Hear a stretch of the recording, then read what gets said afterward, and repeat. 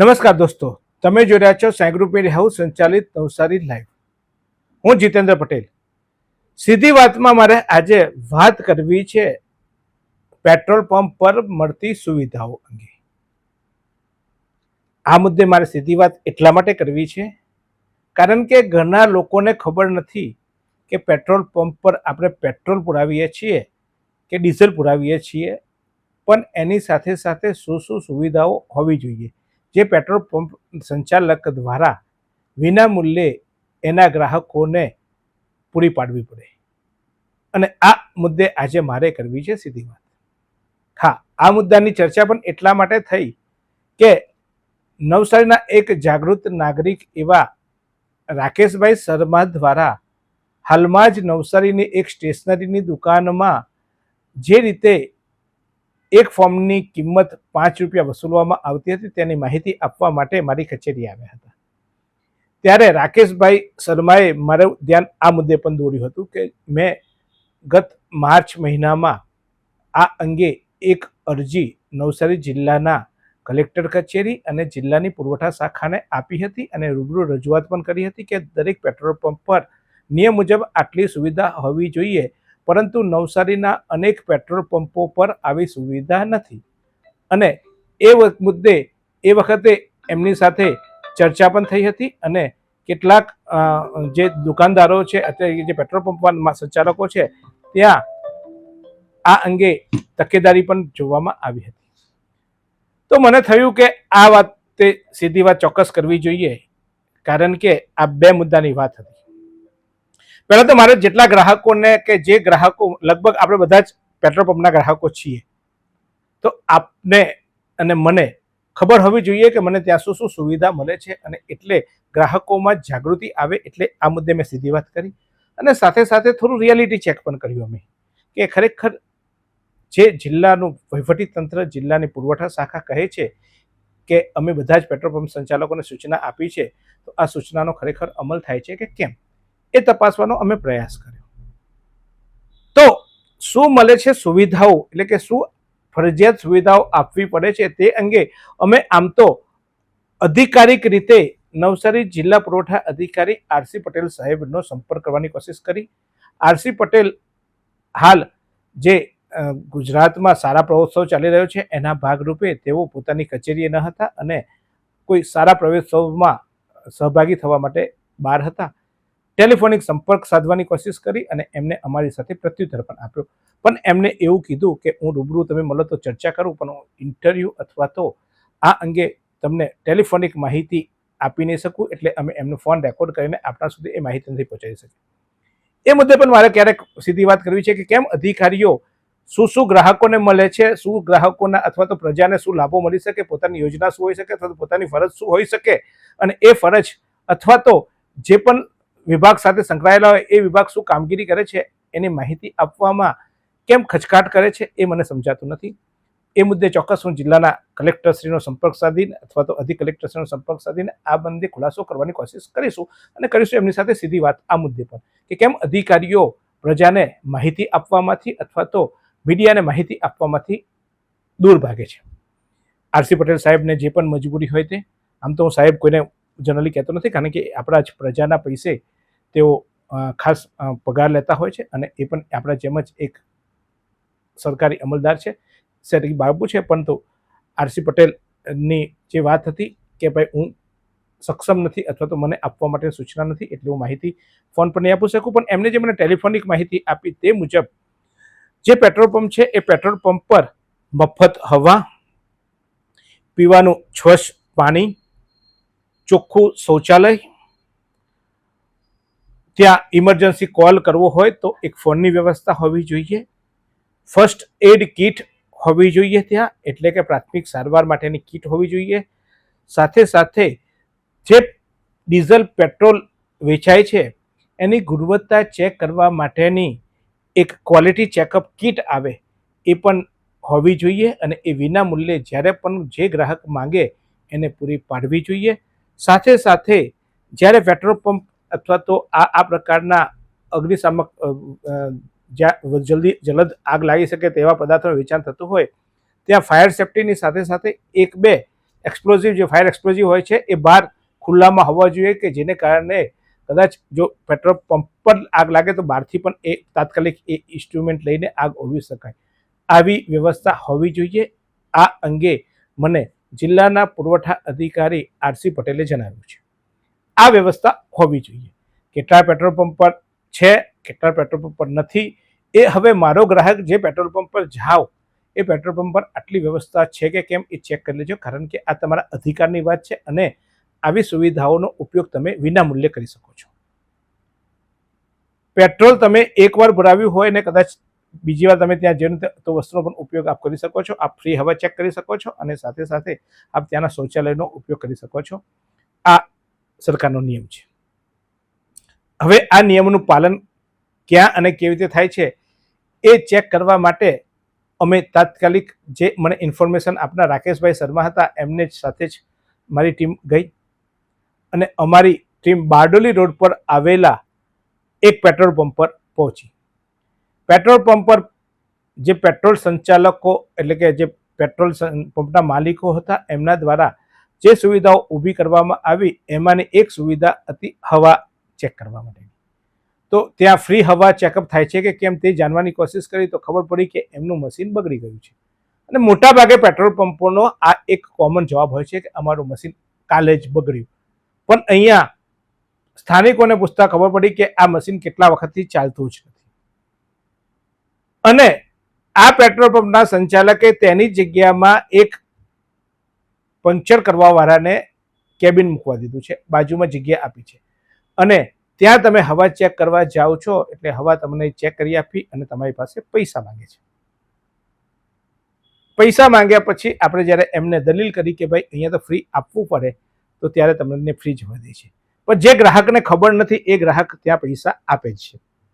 તો શું થઈ હકીકત એ અંગે અમે ત્યાં જે શૂટિંગ થયું એ શૂટિંગ જોઈએ. ચોક્કસ વિઝ્યુઅલ થોડાક મારો જે કેમેરામેન હતા એ થોડોક આવી પ્રકારે હિંમતથી કદાચ શૂટિંગ નથી કરી શક્યો એટલે કેમેરો થોડોક હલ્યો છે, પણ હકીકત તમને ખ્યાલ આવે એટલા માટે આ વિઝ્યુઅલ તમે જુઓ. तभी यही हालत था, 6 महीना ऊपर हो गया है. कलेक्टर ने सबको बुलाया था उधर, अभी भी बंद है. कंप्लेन आ रहा है कस्टमर्स का. आपको वो ज़रूरी है नियम के हिसाब से, पेट्रोलियम के नियम के 17.2 नियम के हिसाब से आपको वो लगाना है कंपलसरी. बंद क्यों है? अरे 7-8 महीना हो गया.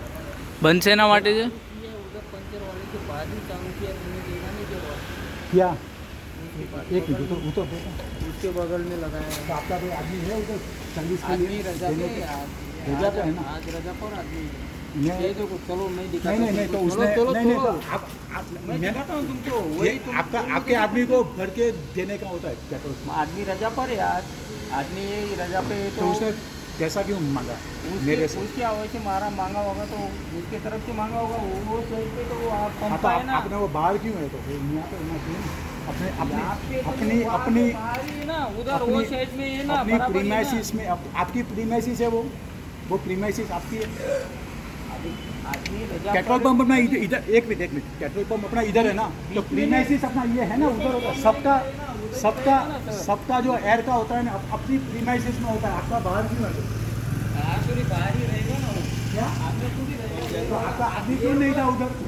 आज रजा पर आदमी है तो रजा पे ही रहेगा ना. आदमी रजा पर है ना. तो ये पैसा क्यों तुम वीडियो कर सकते हैं क्योंकि आदमी रजा पर है, हम कुछ नहीं कर सकते. अरे वो जो हवा पैसे का की- अंदर होना चाहिए, इधर पैसे होना की चाहिए. बात नहीं है. पैसे की बात है, नियम की बात है. हाँ, नहीं प्रेस है. अरे वो प्रेस से है भाई, कंप्लेन आया इसके लिए आया है. चलो આ થઈ એક પેટ્રોલ પંપની વાત. પરંતુ નવસારીના અમુક પેટ્રોલ પંપોને બાદ કરતા જિલ્લાના ગ્રામીણ વિસ્તારમાં અને મોટે ભાગે જ્યાં જ્યાં પેટ્રોલ પંપો આવ્યા છે ત્યાં પેટ્રોલ પંપો પર પીવાનું પાણી શુદ્ધ નથી હોતું. શૌચાલયો અત્યંત દુર્ગંધ મારતા હોય છે અને યોગ્ય માત્રામાં નથી હોતા.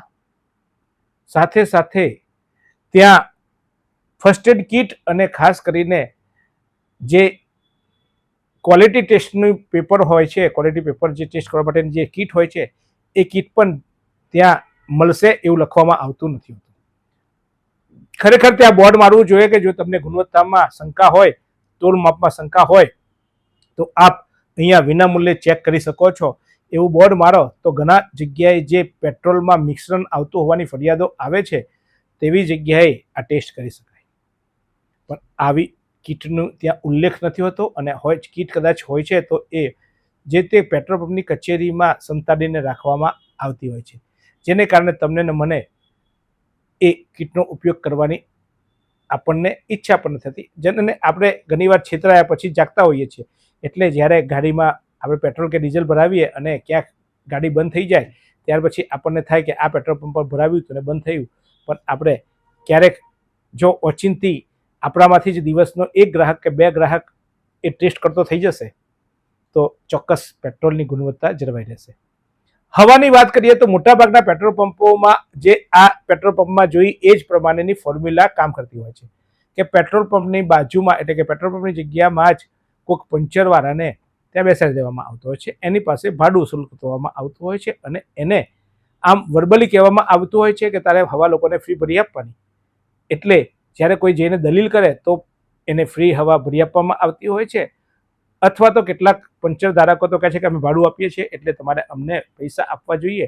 એટલે એક વાહન 4 વ્હીલરની હવા ચેક કરવાના 10 થી 20 રૂપિયા લઈ લેવામાં આવતા હોય છે અને બાઇકની હવા ચેક કરવાના 5 થી 10 રૂપિયા લેતા હોય છે. આ પૈસા શું કરવા આપણે આપીએ છીએ? કારણ કે આપણને ખબર નથી એટલે. તો હવે મારા જે દર્શકો છે એમને વિનંતી છે કે આપ જે પણ પેટ્રોલ પંપ પર જાઓ હવા ચેક કરાવી હોય તો ત્યાં આપ વિનામૂલ્યે હવા ચેક કરાવો. અને હવે તો કેટલાક જે પેટ્રોલિયમ કંપનીઓ છે એ પેટ્રોલિયમ કંપનીઓ દ્વારા આવા પેટ્રોલ સંચાલકોને એવી સૂચના આપવામાં આવી છે કે તમે જે હવા ત્યાં મૂકો છો ભરવા માટેની જે હવા મૂકવાની વ્યવસ્થા છે એમાં નાઇટ્રોજન હેર આપો. એટલે કે નાઇટ્રોજન હવા ભરવાની પણ હવે સુવિધાઓ ઉપલબ્ધ થઈ છે. જો કે એ ફરજિયાત નથી, પણ કેટલાક પેટ્રોલ પંપોએ આવી સુવિધા ઊભી કરી છે. ત્યારે જે પેટ્રોલ પંપ સંચાલકો પાસે આ તમામ સુવિધાઓ છે, આ તમામ સુવિધાઓ રાખે છે, એમને સલામ કરું છું. અને એ ચોક્કસ એવું બોર્ડ લગાવે ત્યાં પેટ્રોલ પંપ પર કે ગ્રાહકો માટે આટલી સુવિધાઓ વિનામૂલ્યે ઉપલબ્ધ છે. તો ચોક્કસ અમારા જેવા અજાના ગ્રાહકો એનો ઉપયોગ કરી શકશે. અને જે પેટ્રોલ સંચાલકોએ આ સુવિધાઓ ઊભી નથી કરી અથવા તો આડકતરી રીતે પેટ્રોલ પંપની જગ્યામાં પંચરવાળાને ભાડે આપીને અથવા તો અંદર પાણીની બોટલોનું વેચાણ કરીને આવક ઊભી કરે છે, એવા પેટ્રોલ પંપના સંચાલકોને મારી વિનંતી છે કે ગ્રાહક તમારો ભગવાન છે અને જે નિયમ મુજબની એને સેવા આપવાનું નિર્ધારિત કર્યું છે એ સેવા આપ આપતા રહો. કારણ કે છેવટે ગ્રાહકને મૂળભૂત ફરજો અને મૂળભૂત હકો જે છે એની જાણ તમે કરશો તો એ ચોક્કસ એ ગ્રાહક એની ફરજો અથવા તો એના લાભો મેળવી શકશે. તો આશા રાખું છું કે નવસારી જિલ્લાના અને સમગ્ર રાજ્યમાં જે પણ પેટ્રોલ પંપના સંચાલકો છે એ ત્યાં એમને ત્યાં બોર્ડ લગાવે કે આટલી સુવિધાઓ વિનામૂલ્યે મળશે અને જે લોકોએ સુવિધાઓ ઊભી ના કરી હોય એ સુવિધાઓ ઊભી કરે. અને હું નવસારી જિલ્લા પુરવઠા અધિકારી આરસી પટેલને વિનંતી કરીશ કે ફરી એકવાર આપ સરપ્રાઇઝલી ચેક કરો. આપ સર્ક્યુલર લખીને મોકલી આપો છો. આપને કહેવા પ્રમાણે આપે મારી સાથે જે ટેલિફોનિક વાત કરી એ પ્રમાણે કીધું કે કોઈની અરજી આવી હતી એટલે અમે બધાને મિટિંગ કરીને બધાને સૂચના આપી છે અને તમામને પરિપત્ર લેટર પણ આપ્યો છે, નોટિસ પણ આપી છે. પણ સાહેબ, નોટિસ આપવાથી શું ચાલે? તમારી નોટિસ તો એ આવા કેટલાક પેટ્રોલ પંપના સંચાલકો એમના ડ્રોરમાં કે એમની ફાઇલમાં મૂકી દેતા હશે. સરપ્રાઇઝ આપ જાઓ, અચાનક જાઓ, ચેક કરો અને આટલી સુવિધાઓ જે પણ પેટ્રોલ પંપ પર ન હોય એ પેટ્રોલ પંપ સામે પગલાં ભરશો તો ચોક્કસ તમારું અધિકારીપણું દેખાશે. માત્ર જિલ્લા પુરવઠા અધિકારીનું લેબલ લગાવી આપ કચેરીમાં બેસો છો. હાલમાં જ રાજ્યના મુખ્યપ્રધાને પણ કીધું કે તમામ અધિકારીઓ ફિલ્ડવર્ક કરે. તો સાહેબ, તમે જે મને કીધું ફોન પર એ મેં માની લીધું કે તમે બધાને બોલાવ્યું, સૂચના આપી, બધાને નોટિસો આપી, પણ તમારી નોટિસનો અમલ કેટલા કરે છે, તમારી સૂચનાનો અમલ કેટલા કરે છે, એકવાર ચેક તો કરી આવો. જો આજે જે મેં વિડીયો બતાવ્યો એ વિડીયોનો એ પેટ્રોલ પંપ સંચાલક તો તમારી સૂચનાને ઘોડીને પી ગયો છે. આવા તો કેટલા હશે? ચેકિંગ કરવાનું કામ તમારું છે. તો આશા રાખું છું કે તમે યોગ્ય રીતે ચેક કરી જિલ્લાના તમામ પેટ્રોલ પંપ પર જે મારા ગ્રાહકોને સુવિધા મળવી જોઈએ એ સુવિધા અપાવવા માટે આપ કટિબદ્ધતા દાખવશો એવી ભદ્ર ભાવના સાથે ફરી એકવાર મળીશું આ જ રીતે સીધી વાત. જો મારી સીધી વાત તમને ગમી હોય તો નીચે કોમેન્ટમાં ચોક્કસ લખજો. કેટલીક કોમેન્ટો અમને આવી છે અને જે કોમેન્ટના મુદ્દાઓ આવ્યા છે એ કોમેન્ટના મુદ્દાઓ પર પણ અમે સીધી વાત નિયમિત કરવાના છીએ. તો જોતા રહો આ જ રીતે સીધી વાત. લોકોને શેર કરજો, લાઈક કરજો, સબસ્ક્રાઈબ કરજો. A to Z college of nursing science and research ખાતે અમે એવું માનીએ છીએ કે એ માત્ર એક પ્રોફેશન નથી પરંતુ એક કોલિંગ છે.